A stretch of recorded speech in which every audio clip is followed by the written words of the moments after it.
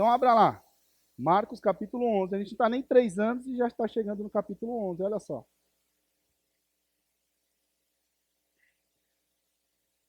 Minha próxima série vai ser em Gênesis. Não entendi. Vou me aposentar, então já. Então vamos lá, Marcos capítulo 11. Nós vamos ler do versículo 20 até o versículo 26, mas a nossa consideração será em cima dos versículos 22 a 25. Eu vou explicar por quê daqui a pouco. Então vamos lá. Marcos 11, versículo 20. Acharam? De manhã, ao passarem, viram a figueira seca desde as raízes. Pedro, lembrando-se, disse a Jesus: Mestre, vê, a figueira que amaldiçoaste secou. Respondeu Jesus: Tenham fé em Deus. Eu lhes asseguro que se alguém disser a esse monte: Levante-se e atire-se no mar, e não duvidar em seu coração, mas crer que acontecerá o que diz, assim lhe será feito. Portanto, eu lhes digo: tudo o que vocês pedirem em oração, creiam que já receberam, e assim lhes sucederá.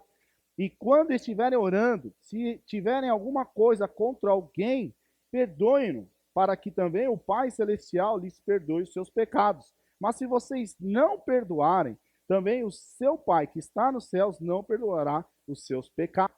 Vamos orar mais uma vez?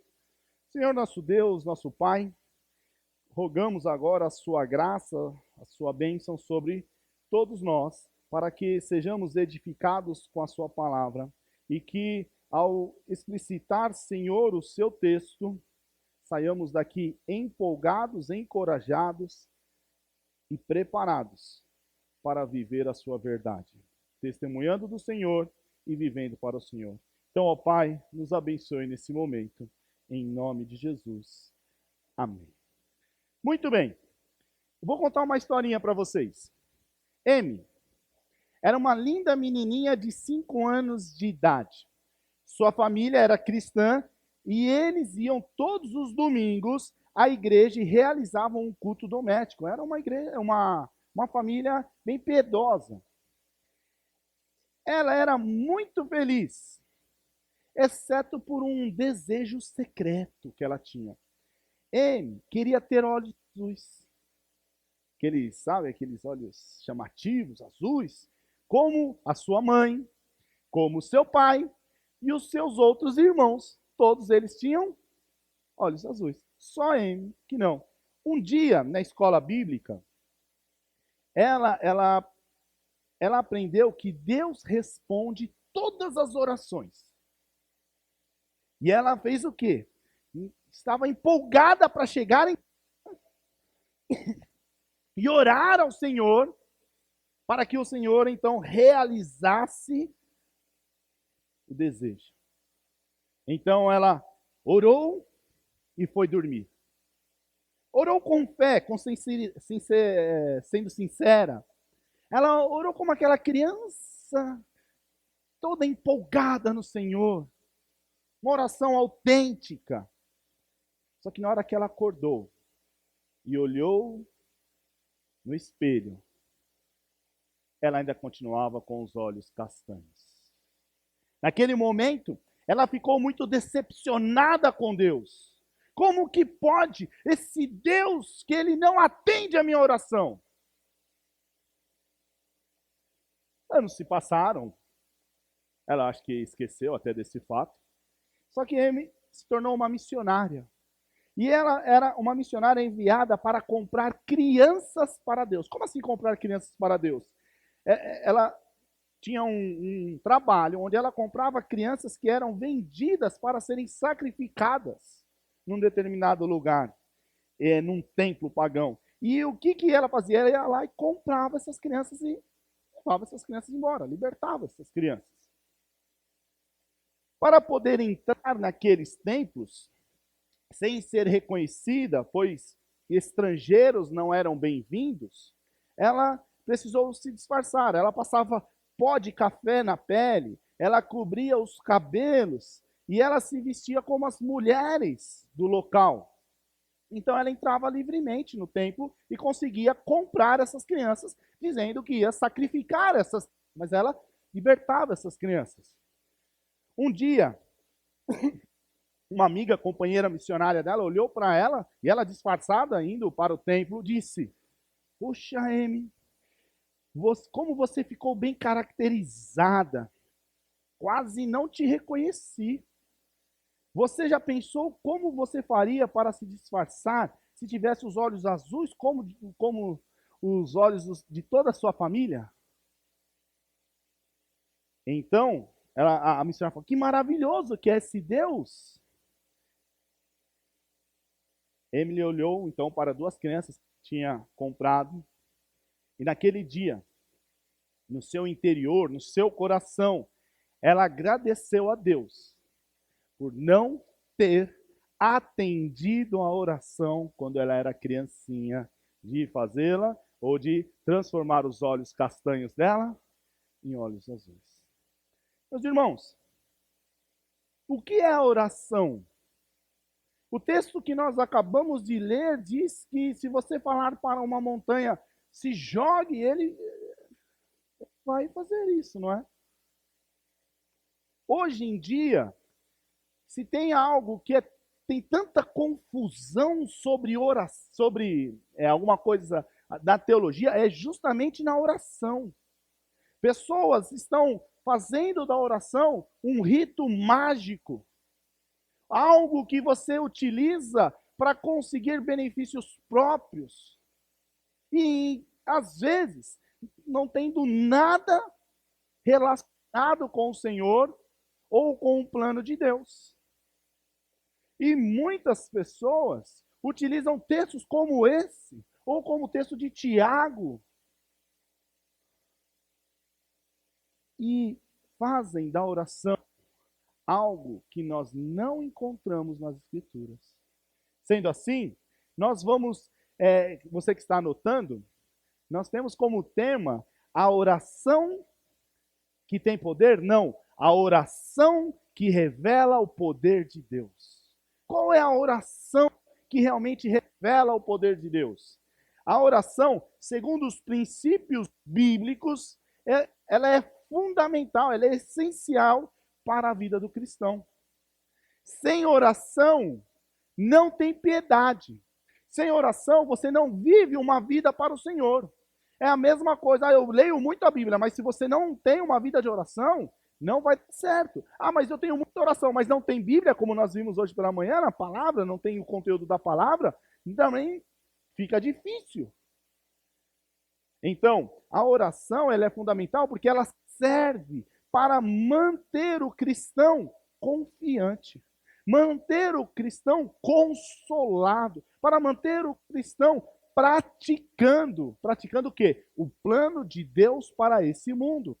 Vocês creem que existe um plano do Senhor para nós neste mundo? Sim. Mas qual? O que Deus espera de nós? O que Deus quer de nós? E quando nós falamos de oração, tem que estar relacionada, então, com o plano de Deus. Os irmãos que frequentam o nosso culto de oração às terças-feiras, fizemos um mês só de estudo de oração. E deu para entender muitas coisas equivocadas que falam sobre a oração. Mas, aquele que não procura entender o que é oração, pode cair, sim, no erro de usar a oração como uma magia. E eu acho que a oração está bem longe disso. Então vamos entender, já lemos o texto, e eu antes de, vamos nos posicionar, nos situar dentro do contexto desse texto, lembrando que Jesus, ele entrou em Jerusalém, ele vai e volta, indo para Jerusalém, voltando para Betânia, e agora o que acontece? Nesses dias ele está caminhando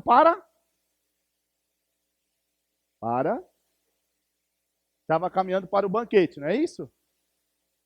Para as férias. Estava caminhando para onde, então? Para a morte. ele seria crucificado, ele seria rejeitado, ele seria torturado. Então, nós tivemos a entrada dele chegando em Jerusalém, e aquela entrada que mostrava ele como Messias, e ali ele ensina duas coisas. Quando ele vê a figueira, lembra da figueira? E ele vai pegar um fruto e lá não tem. O que acontece? Ele amaldiçoa aquela figueira e aí ele vai para o templo. Quando eles voltam no outro dia, o relato que Pedro vai mostrar, nossa Senhor, olha o que aconteceu.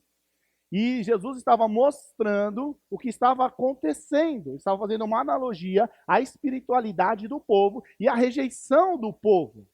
Lembra da mensagem que nós falamos de dar frutos? A domingo retrasado. Então, Jesus ele sabia que logo mais ele não estaria com os seus discípulos, fisicamente falando. Então, ele não estaria mais encorajando aqueles discípulos, direcionando aqueles discípulos, ensinando, corrigindo no que precisava. Daqui a pouco, aqueles discípulos estariam sós. Aqueles discípulos estariam na mesma condição que nós. Qual é a condição? Dependemos do Espírito Santo do Senhor.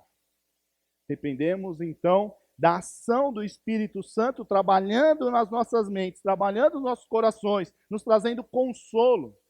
Então, Jesus está mostrando, agora Jesus vai ensinar para aqueles discípulos que eles precisam ter fé. Confiar no que Jesus está ensinando, no que o plano de Deus, de Jesus, ir para que venha o Consolador. Então eles tinham que confiar que o plano do Senhor de transformar pecadores no seu povo estava sendo executado. E que nada estava fora do plano, do planejado. Ele está dizendo isso desde quando ele vem do norte. E ele vem mostrando, ele vem falando: eu vou chegar lá, eles vão me rejeitar. Eu vou ser morto. Eu vou ser entregue na mão dos gentios. Ele está mostrando, ele está preparando os discípulos, e agora chega a hora de mostrar para eles que, independentemente de Jesus ir, eles deveriam ter fé. O pano de fundo desse texto, então, que nós estamos lendo, é o quê? É a incredulidade de Israel, através, lógico, da sua liderança religiosa, mas a incredulidade que tornavam eles improdutivos. Eles não davam frutos. E por quê? Porque eles estavam se recusando a crer, a ter fé que Jesus era o Messias. Foi a rejeição para aquele que vai estar acontecendo durante essa semana. Então, nós temos nos versículos anteriores, que aqui versículo 20, versículo 21, a condenação daquele sistema religioso judaico que era representado pela suposta presença de Deus no templo. A ideia é, o templo, então, fazia parte, na mente de um judeu, presença do Senhor. E a condenação, junto com a alusão da figueira, e a condenação até de expulsar, de fazer aquela purificação do que estava acontecendo no templo, tudo isso, essa condenação e promessa de destruição do templo, ficou bem claro para eles, então, nessa analogia aqui da figueira. Então, versículos 20 e 21, capítulo 11, está escrito: de manhã, ao passarem, viram a figueira seca desde as raízes. Mas lembra o que aconteceu antes. O que aconteceu antes disso mesmo? Jesus fez o quê? Lembra? Ele purificou lá o templo, né? Tirou o pessoal que fazia o câmbio, né? Os vendedores. Antes ele já tinha passado e viu que a figueira não tinha dado fruto. Então, lembrando-se, Pedro disse a Jesus: mestre, vê, a figueira que amaldiçoaste secou. Os discípulos, eles são judeus. Pedro, então, ele expressa aqui no versículo 21 como que eles estão atônicos, admirados, e bem longe de estarem satisfeitos com a desgraça que estava acontecendo no templo e com os líderes religiosos e toda a religiosidade. Quando eu falo desgraça, é o quê? Graça? O que é desgraça? O oposto, não está recebendo isso. Agora, trata-se então, quando um judeu está percebendo aquilo, aquela condenação ao templo, de uma catástrofe nacional. E acima de tudo, espiritual. Se o templo caísse, isso significaria que Deus tinha abandonado seu povo. Agora fala para um judeu que Deus o abandonou, ele rapidamente lembra de quando? De 586, antes de quando caiu Judá, quando caiu Jerusalém nas mãos dos babilônicos. E agora ele começa a pensar, nossa, acabou tudo, destruição. Então, para o judeu, o templo, ele é o centro do mundo. Então, entendendo do que está acontecendo, o drama que está por trás de todas essas palavras que está sendo trazidas aqui pelo texto. Então, quando nós estamos olhando para esse texto e vamos falar de oração, a oração, para você que está anotando, põe aí número 1. A oração, segundo os princípios bíblicos, ela é fundamental para a vida do cristão. Por quê? Pois ela serve. Para que serve a oração? Ela serve para manter o cristão confiante. Confiante no plano de Deus para este mundo. Vamos ler novamente os versículos 22 e 23. Abram aí, 22 e 23. Respondeu Jesus. Lembra-se, Pedro ficou admirado, né? Olha a figueira. E aí olha só o que Jesus responde. Tenham fé em Deus. Eu lhes asseguro que se alguém disser a esse monte, levante-se, se atire-se no mar, e não duvidar em seu coração, mas crer que acontecerá o que diz, assim lhe será feito. Então a oração tem que ter o quê? Fé, né? Eu me considero uma pessoa de fé. Eu ia fazer uma brincadeira aqui, né? Vá para lá. Não deu certo. Talvez está faltando fé. O que nós estamos falando, então? Que tipo de fé nós estamos falando? Tudo inicia-se com fé. Mas fé aonde? Fé em quê? Fé no Senhor Jesus. O versículo 22 diz, respondeu Jesus, tenham fé em Deus. Então, quem crer participará, estará envolvido nas ações maravilhosas e sobrenaturais de Deus nos tempos do fim, nos tempos atuais. Porém, esta participação só é possível por uma vida de fé, ou uma fé divina. Por que fé divina? Nós poderíamos traduzir esse texto com um pouquinho diferente. Tá assim, ó. Tenham fé em Deus. Mas em alguns tradutores traduzem assim. Tende a fé de Deus. A ideia é a mesma fé que o Senhor tem. E qual é a fé do Senhor? Que vai acontecer. Você acha que Deus duvida? Tiago, capítulo 1, versículo 6, diz assim: peça, porém, com fé, sem duvidar, pois aquele que duvida é semelhante à onda do mar, levada e agitada pelo vento. Então, essa fé no Senhor é uma fé que não cabe dúvida. Não é uma fé de ânimo dobre, como a de Tiago aqui, dividido. E a melhor forma de explicar isso eu recomendo ao futebol. Ontem eu assisti o jogo Santos e Palmeiras. Eu estava com fé. Sou santista. Que meu time ia ganhar. E na hora que empatou 2-2, eu já fiquei, vamos, vai, o Palmeiras fazendo cera, vamos. Aí o Vanderlei conseguiu, né? Quebrou toda a minha fé. Se eu for assistir hoje o VT Fazer uma nota de rodapé aqui. Mulheres, VT significa o quê? O jogo já aconteceu, mas nós vamos assistir mais umas 3 vezes. Tudo bem?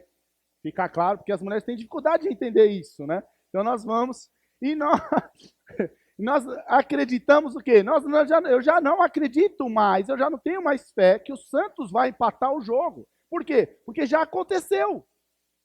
Então eu apenas estou assistindo e já sei o que vai acontecer.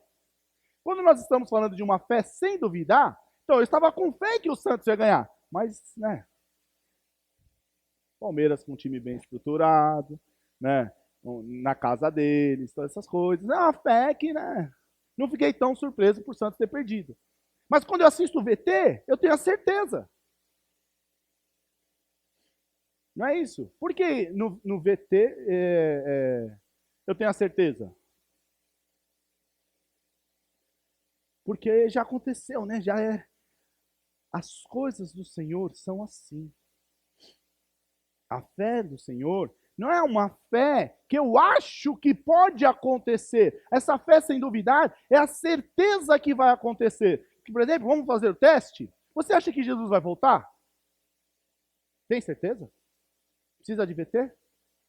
Então você tem certeza. Mas você tem certeza baseado em quê? Em você? É porque você está tendo fé agora e quando eu tiver bastante fé, Jesus vai voltar. Não, você tem fé no Senhor, a fé no plano de Deus, porque Ele disse que Ele vai voltar, e isso é o plano dele. Essa, então, é a fé. A fé, a oração, então, esse relacionamento com o Senhor através da oração, ele tem que ter a fé. Fé em quê? Fé em Deus. Fé no plano de Deus. A fé nesse plano, alguns textos judaicos, eles utilizam muito sobre mover montanhas. Falem, então devia ser um trânsito, né? Montanha passando para cá, para lá, é isso? Não. Esse mover montanhas aqui é uma figura de linguagem, tá? Mas que representa uma tarefa extremamente ambiciosa ou uma prática quase impossível de acontecer. Então Jesus ele está dizendo que nada aqui será demasiadamente impossível para aquele que tem fé. Agora, fé em que mesmo? Confiar em Deus. Confiar no plano de Deus. Vou refrescar a memória dos irmãos. Olha esse versículo aqui. Existe alguma coisa impossível para o Senhor? Na primavera voltarei a você e Sara terá um filho. Gênesis capítulo 18, versículo 14. Ora, qual que era o problema aqui? Estava com dúvidas ou desconfiando do quê? Do plano de Deus. Plano de Deus. Você vai ser pai de uma grande nação. Agora vai ter filho, mas espera aí, minha mulher é idosa. Ela não pode ter filhos. Para o Senhor, nada é impossível. Mas em qual sentido? O plano de Deus. O plano de Deus não tem nada que seja, isso não pode acontecer. O plano de Deus, inclusive eu gosto de falar isso, ele trabalha no sobrenatural. Você acha que você teria condições de estar aqui adorando o Senhor hoje? É algo sobrenatural. O plano de Deus, transformar pessoas como eu e você, pecadores, que não queriam o Senhor, em adoradores. Então, a fé no poder de Deus para executar o plano dele. Quando nós olhamos em Zacarias, capítulo 4, versículo 6 a 9, nós temos a promessa de que Deus ele removeria todos os obstáculos que estivessem à frente para ele cumprir o seu plano, a sua promessa. Quer ver? Isaías capítulo 4, versículo 6 a 9, está escrito assim, ó. Oi? Zacarias. Eu falei Isaías? Para ver se quem estava acordado. Então, Zacarias 4, versículo 6 a 9. Esta é a palavra do Senhor para Zorobabel. não por força, nem por violência, mas pelo meu espírito, diz o Senhor dos Exércitos. Quem você pensa que é, ó montanha majestosa? Olha uma pergunta. Diante de Zorobabel, você se tornará uma planície. Peraí, montanha vai virar uma planície, que a ideia vai ser tirada, não é isso? Ele colocará a pedra principal aos gritos de Deus abençoe, Deus abençoe. Então o Senhor me falou, as mãos de Zorobabel colocaram os fundamentos desse templo, suas mãos também o terminarão. Assim saberão que o Senhor dos Exércitos me enviou a vocês. Quer dizer, então, Zorobabel reconstruindo o templo ali, então a montanha foi saindo, ele ia passando e a montanha ia saindo. É isso que aconteceu? Não, ele, em meio às dificuldades, em meio àquilo que parecia impossível, ele ia terminar aquela tarefa. As montanhas, então, aqui, elas eram utilizadas no sentido figurado de algo impossível de ser solucionado. Dificilmente. Agora sim, Isaías. Tá? Isaías dissera que nos últimos tempos seria necessário remover montanhas. Então, Isaías 40, versículo 4, ou capítulo 63, versículo 19 em diante. Então, as montanhas teriam que abrir caminho para o povo de Deus. Está vendo que aqui nós temos um termo comum que quando você falava, se você falar para essa montanha sair daqui, ela vai acontecer. O que Jesus está dizendo? Literalmente que a montanha vai se levantar? Não é essa a ideia. Ele está mostrando que no plano de Deus não há impossível. Fé. A oração então tem que ser com fé. Fé no poder de Deus, mesmo na situação mais difícil. Ou até considerada impossível. Fé em Deus. Jogar, então, essa montanha, e talvez Jesus está falando do Monte das Oliveiras, talvez ele apontando o Monte das Oliveiras e falando, se você pegar essa montanha e jogar no Mar Morto, que dava para enxergar ali. Então, mesmo fazendo isso, é o plano de Deus. A fé aqui, então, apresentada, ela está direcionada única e exclusivamente ao plano de Deus.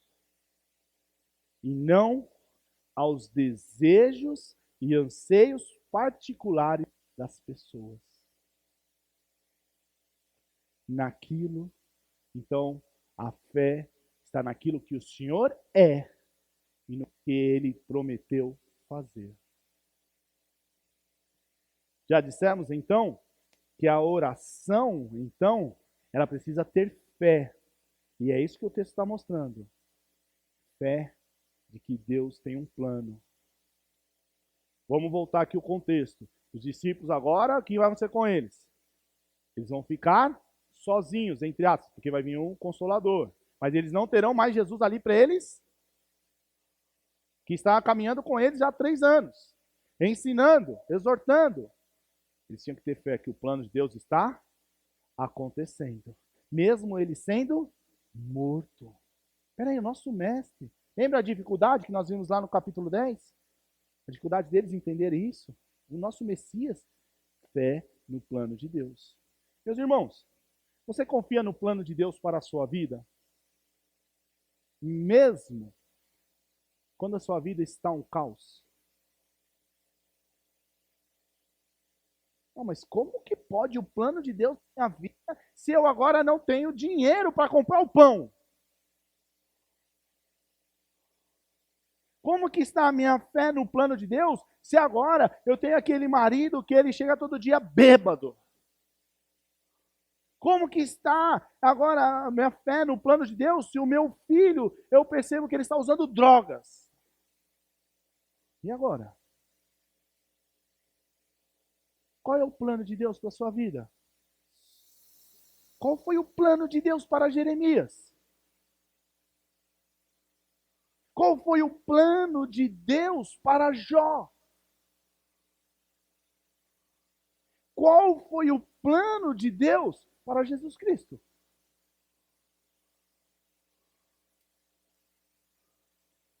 Percebam que a nossa oração nos protege, sempre nos levando a mente a estar focado no plano de Deus e confiar no plano de Deus para as nossas vidas.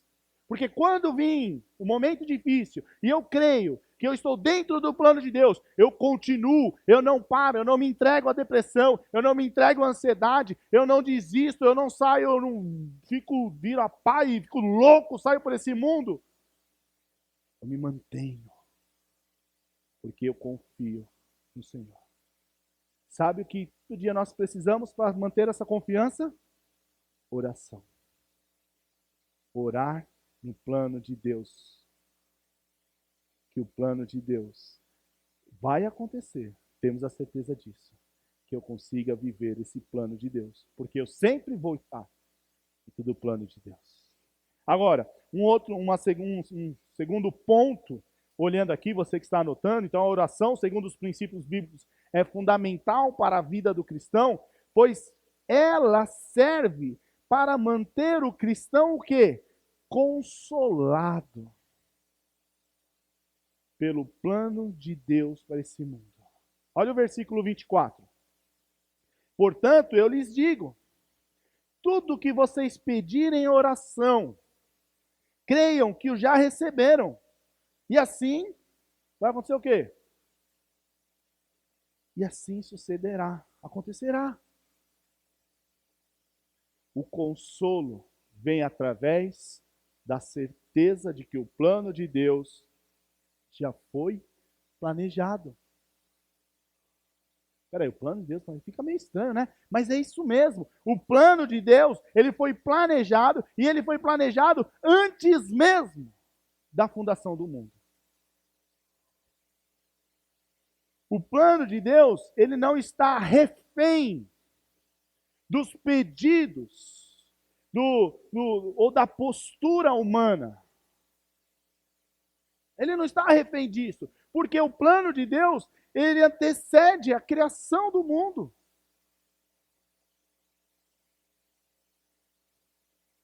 O plano de Deus será cumprido à risca. E não vai ser nem um dia depois, nem um dia antes. Não vai fugir da mão do Senhor nenhum que o Pai deu a Cristo. Não vai ficar ninguém para trás.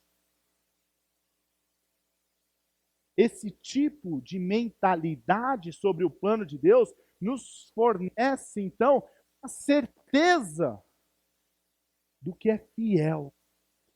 Sabe o que é fiel? O quê? O plano de Deus. O plano de Deus não muda, não falha. O que leva a pessoa a conversar com o Senhor, pedir ao Senhor sobre o plano de Deus, ele pode ter certeza que quando ele pede dentro do plano de Deus, ele vai receber a resposta e vai acontecer. Por que vai acontecer? Porque o plano de Deus não muda. Ele tem essa certeza. E essa certeza, ela faz o que conosco? Com os crentes. Ela nos traz confiança que tudo está no controle de Deus e não está à mercê do acaso ou do inimigo. Não está condicionado à minha posição. Porque eu sou miserável pecador e eu estou amadurecendo. E se eu estou amadurecendo, hoje eu digo algo, amanhã eu estou dizendo outra coisa. Por quê? Porque eu aprendi. Eu tenho talvez mais profundidade, mais conhecimento. Talvez eu vi que foi errado isso, apesar de eu pensar certo naquela época. Então, eu tenho a confiança que o plano de Deus não é refém. Outra coisa que nos oferece essa certeza que vai acontecer o plano de Deus, nos traz esse consolo, é que nós temos paz. Envolve saber o que está acontecendo. Envolve gratidão. Talvez hoje pessoas nesse auditório estão com problemas. Talvez pessoas aqui realmente estão preocupadas. Mas eu sei que na hora que nós celebramos a ceia, essa pessoa estava com o coração grato. Por que com o coração grato? Porque ela tem uma certeza. Qual é a certeza? Que logo mais ela estará com o Senhor. Então não importa se é uma dor, se é a ausência disso ou daquilo, daqui a pouco ela estará com o Senhor. Isso nos traz paz.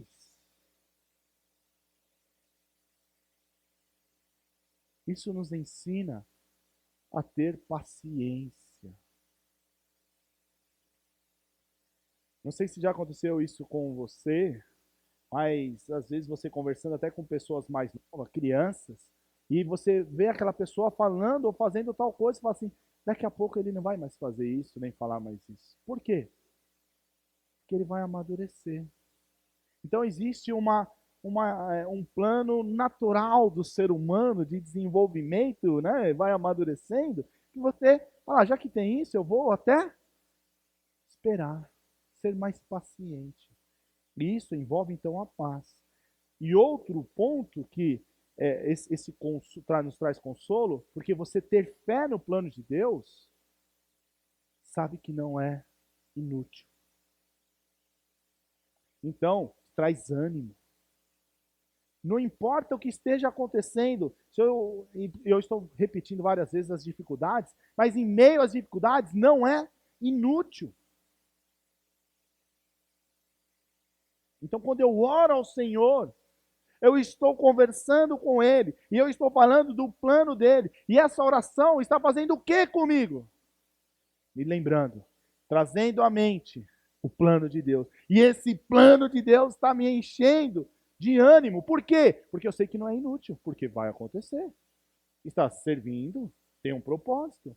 Agora, a oração, ela tem quando ela é entendida equivocadamente, ela tem um grande poder. Um poder que tem uma roupagem de proteção, mas é mentirosa. Então as pessoas usam a oração ela vai te proteger agora das angústias. Depende. Se você está orando, crendo no plano de Deus, sim. Mas se você está orando, lembra a menininha dos olhos azuis? E ela foi até dormir mais rápido porque ela queria acordar e amanhecer com os olhos. Então olha só, tem que tomar cuidado. A oração, então, ela pode sim nos proteger, olhando para o plano de Deus, porque ela nos protege das nossas angústias, ela nos protege dos nossos medos, ela nos protege das nossas incertezas, ela nos protege de nós mesmos. Porque, no fundo, todos nós queremos ter o nosso plano e somos criador dos nossos planos. Então, quando eu oro, pensando no plano de Deus, toda hora o meu plano choca-se com o plano do Senhor. O foco, então, está naquilo que sabemos do plano de Deus. Os discípulos sabiam o que ia acontecer. E João mostra que eu vou para quê? Para que venha o Consolador. E eu estou indo lá preparar morada. Então, o plano de Deus é conhecido e não naquilo que gostaria que fosse. Por isso que temos que estudar a palavra, conhecer a palavra, para conhecer o plano de Deus. Saber o que Deus fala. E aí, por exemplo, nós podemos orar pedindo, sim, a volta de Cristo. Por que nós podemos orar? Porque isso já é uma certeza e é o plano de Deus revelado na sua palavra. Mas devemos tomar muito cuidado. Por exemplo, quando oramos pela salvação de um ente querido. Né? É óbvio que temos um relacionamento com o Senhor e devemos e podemos falar para o Senhor, expressar o que gostaríamos. Mas devemos ter a certeza do quê? De que existe um plano de Deus para aquela pessoa. E eu vou tentar ilustrar isso de forma bem simples. Vamos usar a Edna hoje como minha voluntária. Então, a Edna agora ela é perdida, tudo bem? Todo mundo entendeu? Significa que ela não é salva. Se morrer agora, vai para a separação eterna do Senhor. Mas agora eu começo a orar para ela, ou por ela, para que ela seja. E o texto nos mostrou que se você orar com fé, tudo o que você pedir, vai o quê? Vai acontecer, não é isso?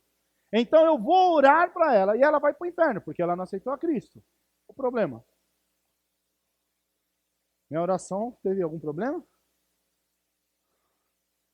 Minha oração faltou fé. Porque se eu orar com fé, vai acontecer, não é isso? Está vendo a interpretação errada do texto que pode causar?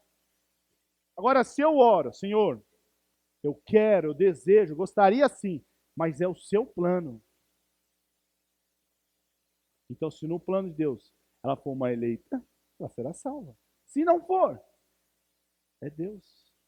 A minha salvação dela não está amarrada à minha salvação. Agora, como uma pessoa que olha para o Senhor e vê que Ele, de ter adoradores, você vai querer cada vez mais pessoas adorando o Senhor.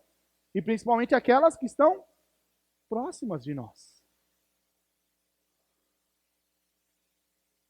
Logicamente, então, que devemos sempre nos humilhar e nos colocar, né, desejando coisas que o Senhor diz ser boas, mas nem sempre isso é o plano de Deus. Cuidado. E para terminar, a oração, então, segundo os princípios bíblicos, ela é fundamental para a vida do cristão. Por quê? Porque ela serve para manter o cristão praticante. Como assim? Praticante do plano de Deus para esse mundo. Mas como assim? Não estou entendendo. Olha lá no versículo 25. E quando estiverem orando, se tiverem alguma coisa contra alguém, perdoe-no, para que também o Pai Celestial lhes perdoe os seus pecados. Mas se vocês não perdoarem, também o seu Pai que está no céu não perdoará os seus pecados. O que isso tem a ver com oração? Quer dizer que você tem que ter fé e não está de mal de ninguém. Primeiro uma nota. O versículo 26, ele não se encontra nos manuscritos antes do século 6, tá? Só a partir do século 6, que ele aparece aqui no texto de Marcos. Provavelmente, essa parte, esse versículo 26, algum copista aí pegou lá de Mateus 6,15. Então, você não encontra ele nos manuscritos originais dos 6 primeiros séculos, tá? Agora, a oração, ela não se restringe aos pensamentos e desejos, mas ela é comprovada e confirmada em ações práticas do dia a dia. Se o seu irmão estiver passando fome, vou orar por você. O que o texto fala assim? Estranho, né? Você não está fazendo a coisa certa. A oração, então, ela leva a pessoa a uma prática. E é por isso que eu, por exemplo, ensino que a oração é uma disciplina. Ela nos leva a uma ação. Por quê? Não é possível viver a reconciliação com o Senhor. Agora vamos tirar esse termo reconciliação com o Senhor para ter fé em Deus, fé no plano de Deus, confiar no Senhor sem desejar a reconciliação com as pessoas. Eu sou uma nova criatura agora. Eu confio no Senhor. Tá, e como estão os seus relacionamentos?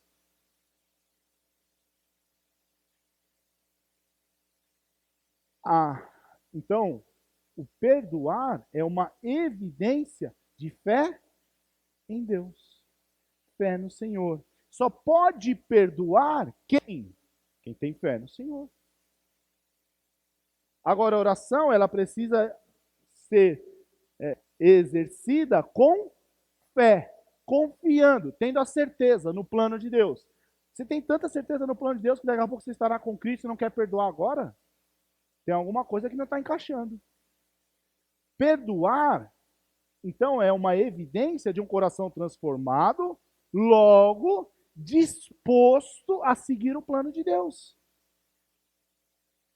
Eu creio que a melhor coisa, se acontecer um incêndio aqui, é eu sair correndo pelaquela porta, certo? Daí acontece o incêndio, eu corro para lá. Ela fala, esse cara é louco. A fé, ela tem que ser compatível com o quê? Com a sua oração. Ou a sua oração tem que ser compatível com a sua fé. Agora, a sua oração e a sua fé tem que ser compatível com a sua ação. Perdoar, então, caracteriza o crente que entregou tudo ao Senhor e que ele entende que existe um plano do Senhor e que as ofensas, que os prejuízos, que até a crueldade está dentro do plano do Senhor, porque o Senhor está permitindo isso. Então, por isso que ele pode perdoar. Então, está tudo aos cuidados de Deus. Existe um Deus soberano para esse tempo. Agora, o que eu vou dizer talvez vai chocar alguns. Muitos querem mudar o plano de Deus através de suas orações. Como se Deus tivesse escrevido o seu plano a lápis, aí ele, conforme vai orando, vai apagando. Só que na prática, não acontece. Por quê? Porque a pessoa fala assim, eu quero esse Deus, eu quero viver esse Deus, mas esses cuidados, Senhor, que está sendo oferecidos nesse momento, não estão dentro do plano de Deus. É o mesmo Deus que protege, mas que também disciplina, se for o caso. Que está no cuidado de todas as coisas, tanto as boas quanto as ruins. Você já viu algum irmão orar assim, Senhor, por favor, eu estou ganhando muito dinheiro, para. Senhor, eu estou com a saúde exemplar agora, dá para você dar pelo menos uma gripinha? Mas na hora que a coisa está ruim, o pessoal ora, né? Mas o Deus que está nos cuidados de todas as coisas. Então, queremos concluir da seguinte forma. A oração, ela deve ser segundo os princípios do Senhor, princípios bíblicos, segundo o plano de Deus. Você não consegue orar ao Senhor sem conhecimento do plano de Deus. Porque se você orar sem o conhecimento do plano de Deus, você vai orar segundo o que você quer para esse mundo. Só que o nosso coração é enganoso, o nosso coração é limitado, não sabemos todas as coisas e vamos desejar coisas que não têm nada a ver com o plano de Deus. Então, a oração tem que ser segundo o plano de Deus, os princípios bíblicos, fundamentados na palavra do Senhor, porque esse tipo de oração que foi nos deixado e ensinado, para quê? Para nos mantermos confiantes. Confiantes que está sendo o plano de Deus agora. Nesse exato momento. Não cai um fio de cabelo seu, se não for o plano de Deus. Então o plano está acontecendo. A oração serve para nos lembrar disso. A oração serve para nos trazer consolo, porque o plano de Deus nem sempre é o que nós realmente gostaríamos. Então nos traz consolo nessa vida que está acontecendo conosco, e é uma vida de morte. Quem leu a pastoral viu. Estamos morrendo a cada dia. A oração, então, ela nos traz essa confiança, ela nos traz esse consolo e ela nos leva a estar debaixo do plano de Deus, vivendo de forma sobrenatural. Como? Perdoando uns aos outros, colocando tudo na conta de Deus. Como assim? O cara me ofendeu. Ele vai se ver com Deus. Ele me prejudicou. Ele vai se ver com Deus. Estão entendendo? A oração não é um rito mágico. Oração é uma bênção do Senhor para nós, para trabalhar no nosso coração, para que estejamos conectados, estejamos aqui, aparelhados ao plano de Deus. Se eu fosse viver o plano do Carlos, coitado do Carlos. Mas nós temos que viver o plano de Deus. E como eu me protejo do próprio Carlos? Com oração, fundamentada na palavra. Vamos orar.